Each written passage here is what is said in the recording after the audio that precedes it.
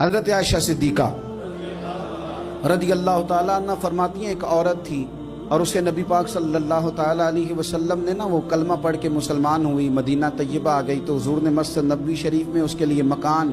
ایک سادہ سا کمرہ ساتھ مسجد کے بنوا دیا، وہیں رہنے لگی۔ اکثر وہ سیدہ طیبہ کے پاس آتی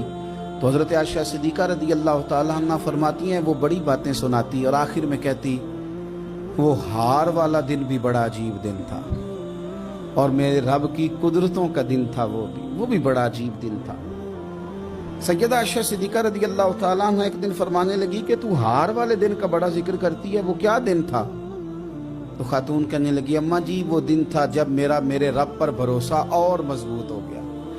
جس دن میرا اپنے رب پر توکل اور بڑھا، میرے ایمان میں یقین میں اور پختگی آئی۔ کہنے لگی میں ایک گھر کی کنیز تھی، نوکرانی تھی، اس گھر میں ایک بچی تھی جس کے پاس سونے چاندی ہیرے جواہرات کا ہار تھا۔ اس زمانے میں چمڑے کے اوپر لوگ ہیرے جواہرات لگاتے تھے، کئی دفعہ سرخ رنگ کے چمڑے پہ لگائے جاتے تھے، وہ بچی پہنتی تھی تو کہتی ہوں بچی کے اس نے اتار کے رکھا یا اس سے گرا وہ ہار تو چیل اسے اٹھا کے لے گئی گوشت سمجھ کے اور میرے سامنے اٹھا کے لے گئی۔ گھر والوں نے مجھ سے پوچھا، یہ بخاری میں موجود ہے،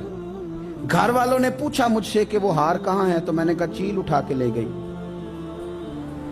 گھر میں کچھ چوری ہو جائے تو سب سے پہلا الزام کس پہ لگتا ہے؟ ملازمین پہ۔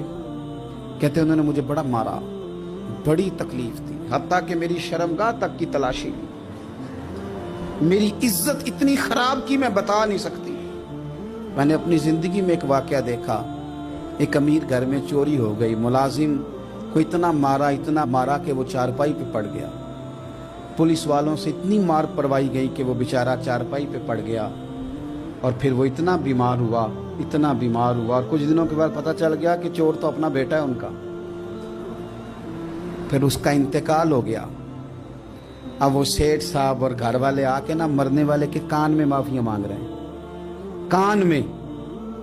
تو میں نے ان سے پھر کہا تھا کہ یہ تو اب چلا گیا ہے، تمہارا زور چلتا تھا نا تو تم نے قانون خریدا اور تم نے اسے جتنا ہو سکا تم نے اسے مار پڑوائی، تمہارے پاس جو عدالتیں تھی تم نے وہاں کاروائی کی، اب ایک عدالت قیامت کے دن لگے گی۔ یہ کمزور تھا نا، کچھ کر نہیں سکا۔ میرے نبی پاک صلی اللہ علیہ وسلم نے فرمایا سن لو، اگر سینگ والی بکری نے بغیر سینگ والی بکری کو تکلیف دی ہوگی نا تو قیامت کے دن اسے بھی بدلہ دینا پڑے گا کہ تیرے پاس سینگ تھے اور تو نے اسے مارا تھا۔ وہ خاتون عرض کرتی ہے سیدہ عائشہ کی خدمت میں کہ مجھے بڑا مارا، مجھے تکلیف دی، میں کہہ رہی تھی کہ میرے سامنے چیل لے گئی ہے پر وہ نہیں مان رہے تھے، اماں جی انہوں نے مجھے بڑا مارا۔ حضرت عائشہ صدیقہ کہتی ہیں پھر کیا ہوا؟ کہنے لگی اماں جی